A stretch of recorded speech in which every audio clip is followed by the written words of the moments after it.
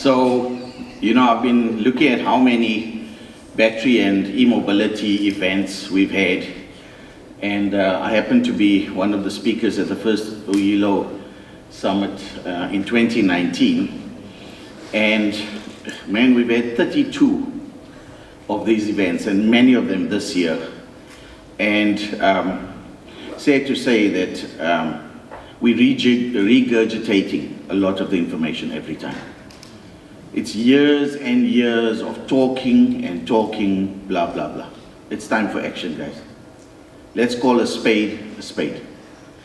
So, what have we done about it? Because I was a speaker in 2019. So if I look back, you know, I need to point the finger at myself as well. What have we done as Megamillion to make a difference in this sector? Well, we call ourselves the champion of this value chain. And I hope through this presentation, you will see the value of what we've brought to the country and the continent. And I invite you to join us in this journey as we move forward to make a difference on the entire continent. It's time that we benefit Africa for Africa's benefit first, before anyone else. And really it's because it's a war out there. Everyone is fighting for minerals. Everyone needs minerals. And it's a silent war that most of us wake up in the morning, hear the birds chirp, go to the bathroom, carry on with life. But it's actually a serious war out there for battery minerals. And you know what we're doing wrong is we're allowing everyone else to come and set up tent in our backyard. They're setting up tent in our backyard, plundering Africa, stealing the minerals, and we have nothing to show for it, or little to show for it. And so we need to realize that we have what the world needs. And as Gqeberha said, let's use that to our advantage. This is our strategic benefit, is we have what the world needs. In fact, we've got more minerals collectively in this region than any other region in the world. So we need to do something about it. Without Africa, there will be no EVs. There will be no beautiful statistics from Norway and all these places. So we need to do something about it. And as Megamillion, we started off with nothing, just an idea. And we've had to put down a lot of little dots along the way to make sure that we build credibility and we build awareness of this. And so we've been positioning this notion that we don't need to be a player in the world scene. We should be the powerhouse in the world scene when it comes to lithium-ion batteries and EV manufacturing. We shouldn't be number 18 or 21 in the world in terms of automotive manufacturing. We should be in the top 5. But instead, we play ourselves down every single time. And so we've been trying to push this agenda. I sit on an African Union committee for new energy batteries, and we're writing policy document for African heads of state to guide them on how to use their minerals. And it's starting to take shape. You see some African countries are now putting down policy that there has to be local content. So it is starting to happen. And we need to do more in this regard. So what has Megamillion been doing? So we say we're the champion of the entire lithium-ion value chain, and a lot of people have laughed at us and said, you're crazy, focus on one thing. And I call it the small mindset mentality, where they think small and they cannot think beyond that. We need to own the value chain in Africa. We need to own the value chain. Because if we're only making cells, then we're dependent on the minerals from China. If we're only, making cars, we're dependent on the batteries from elsewhere. We need to own the value chain, or at least some part of the value chain. And that's why we've tapped into every facet of the value chain. Let's start with mineral beneficiation. And there's the keyword, localization. So it's not enough, as Gqeberha said, just to say, we've got manganese, great, let's, capitalize on that. We need to do a lot more. So as a company, we've looked at the entire spectrum of minerals that go into a typical, let's look at an NMC cell as an example. And the reason why we want to focus on NMC is because of the downstream and upstream benefits of using the minerals at our disposal. So we're focusing as a company on the anode, specifically on the copper cathode foil and the graphite, because the cathode changes according to the flavor of the day, and we're not playing in that space. So the first project that we're busy with is related to copper foil, and so before I get there, so we've got some strategic agreements with companies, institutions like Mintek and CSR, and you know what really maybe frustrates me is that South Africa has invested years of IP at these institutions, but it's sitting on the shelf. It's not commercialized. And so we're looking at how we can commercialize those technologies and take it to market, or else it's just IP. Great if we register so many patents, but what are we doing with it? So that's what we're attempting to do there. But globally, we've established a lot of relationships with key players in the sector. So, you know, it really amazes me that, so I come from the electronics background, and many years ago, South Africa designed a helicopter that can turn upside down, right? But we can't take a few rocks out of the ground and make it into battery-grade powder. Absurd, isn't it? So we've got relationships with institutions where we can take the rock and make it into battery-grade minerals or powders to be used by anyone. And this is the journey that we've gone into, embarked on. And as you can hear, it's been difficult and long. 7 years in the making. But our first project is now starting. It's a project to make copper foil in Zambia. So Zambia has been the largest exporter of copper. And I was a speaker at the EU summit in Zambia last year, Feb. And it was crazy to hear that nothing is done in Zambia. The copper is melted into copper cathodes and shipped out. Bought 5 years in advance by foreign companies. And nothing is made locally.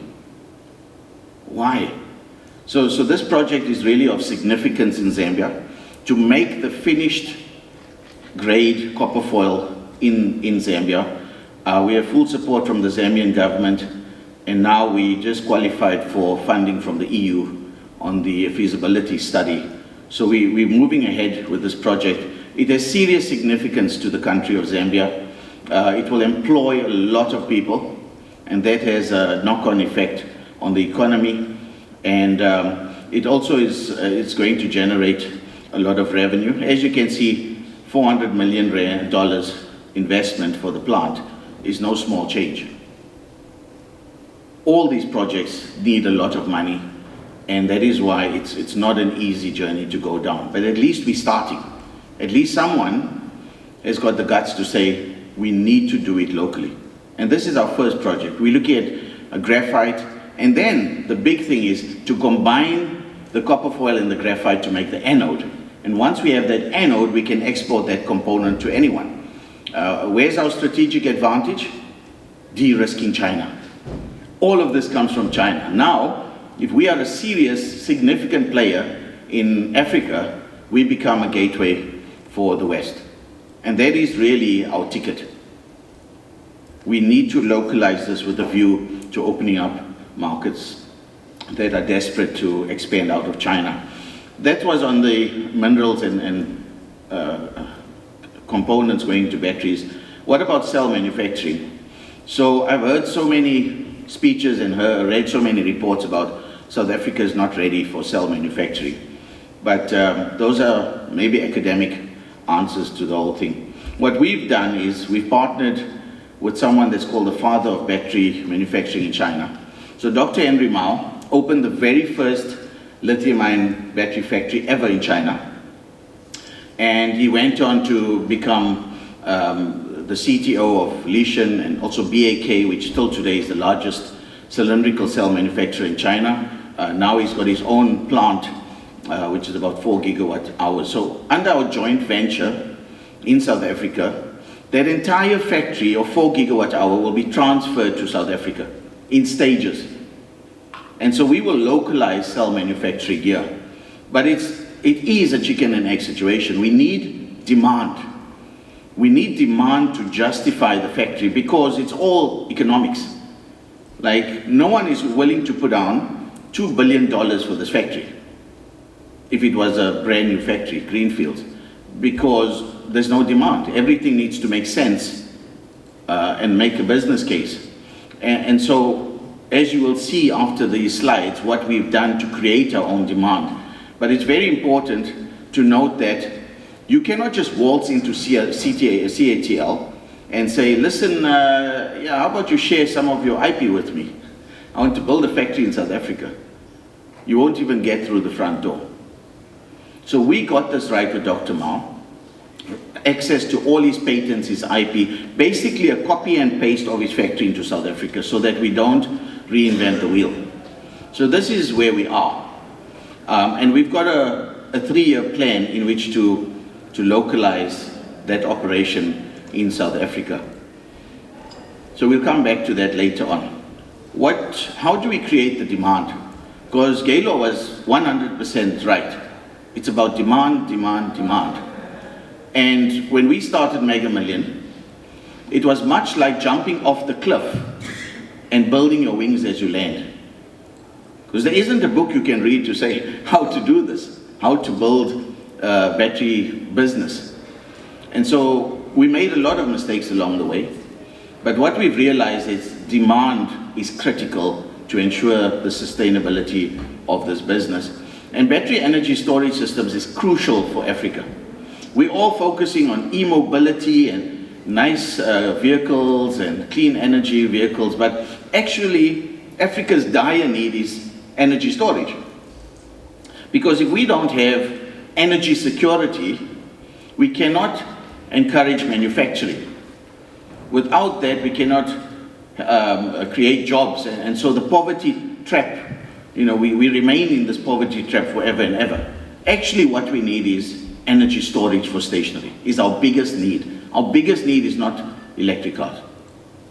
And so there's a lot of reports about how much batteries South Africa imported over the years and all of that. So we know there's a demand, but to get companies, even government institutions, to sign on the dotted line it's almost impossible from our experience. So what we've done is we've created our own products to create demand. Unfortunately, we had to. So we've created our own energy storage system, which has an inverter in, it's got our battery packs and our own electronics. So with the system, it's very smart. You can, if load shedding changes from 2 hours to 4 hours, you basically go on the app and turn off, or you can automate it to turn off your geyser, swimming pool, and so on, to extend your battery life. So we're doing a proof of concept right now with Absa to back up all the ATMs in the country. So there's one example of localization, our own electronics in it, our own back end, all of that. And it's really a smart system. I didn't know this had sound. But it can do a whole lot of things such as, AI automation. You can automate functions, if this, then that. And really it's a smart system. But that's one example of taking the cells now and applying it into a product that's locally developed so as to create the demand. But then we realized that, this is not creating enough of a demand. We're not going to sell so many cells to warrant a 2 or 4 gigawatt hour factory. And the secret to really getting the business going is to supply batteries to automotive companies. And this in itself is also a huge, huge challenge, because we spoke to all the OEMs at the highest level, and nobody would even give us a non-binding expression of interest to say, if your batteries were the right price, right quality, blah, blah, blah, we would possibly buy from you. And so now we're stuck, because we need to sell batteries to automotive companies, but nobody wants to sign. So what do? Well, as Gqeberha said and other speakers before, we are very resilient in South Africa. So we need to make a plan. So what we've done is we've reached out to a number of OEMs globally. So we, for instance, signed up with Hero Motor Corp, which is the world's largest motorcycle manufacturer, much bigger than Honda. And we've got exclusivity for the electric motorcycles for the SADC region. So the end goal here is bring in the motorcycles, assemble it here, put in Megamillion's battery into it. And that's what we've signed up for. So our first vehicles are actually, the new generation one are arriving in 2 weeks' time. And hopefully you'll see it running around. Very competent product with swappable batteries. But more than that, we're doing a lot of localization. So for instance, we've made that box at the back a lot smarter, put some high visibility lighting on. You can put a fridge in to transport blood samples. We've done samples of those. You can put in heater pads. You can transport pizzas, 5 boxes at a time, all arrive warm at your house. So those are the type of localization projects we're doing. Then we've also signed up with MG Motors. I'm sure many of you know the brand. So we've got a very nice relationship where we can cherry pick certain cars from the stable of cars from SAIC, which is Shanghai Auto, and then we have the rights to assemble them in South Africa, put in our own battery, and they've given us the rights to rename the car to our own African brand, because we need to have our own brand, and we've got exclusivity to sell this in sub-Saharan Africa. So the first car that we brought in is really to address affordability. It looks small in the picture, but it's actually very spacious, unbelievably so. So the brand is Everyone, and our first one is Everyone Happy, because for most people it'll be their first car, and I'm sure their happiness curve will go up. People ask, why did you choose that name? I'm saying, like, what does Suzuki Baleno mean? Please translate that to me. Nobody knows. Let's have our own simple name, right? But the beauty part about this car is it addresses affordability. It is the most affordable EV in the world, hands down. They've sold over 1 million of these cars.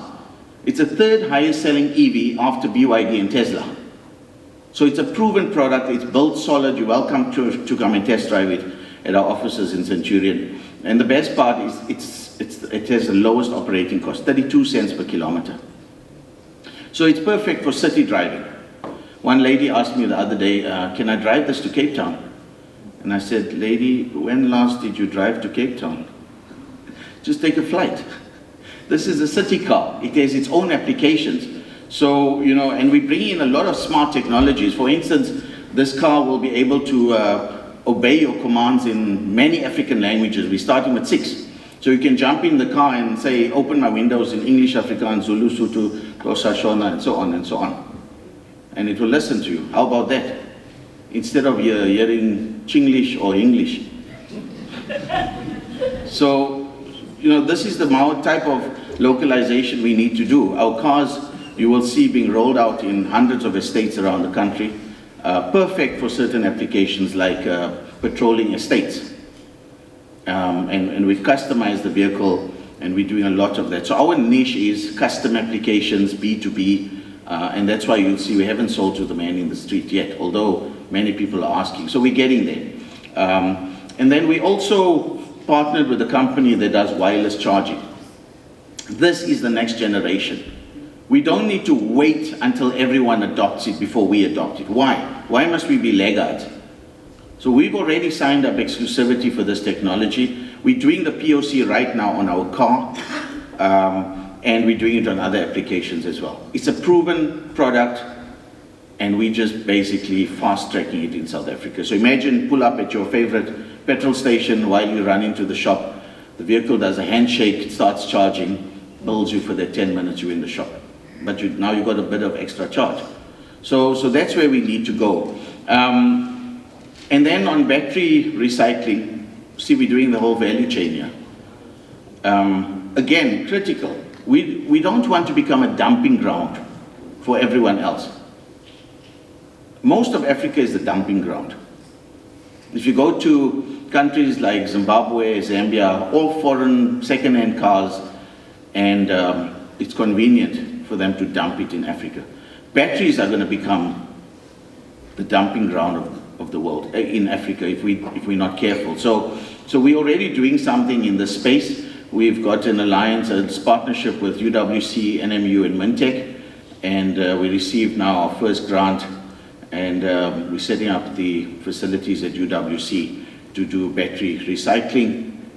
And again, we're doing this because we should. We should complete the value chain. So that's in essence what we've been doing.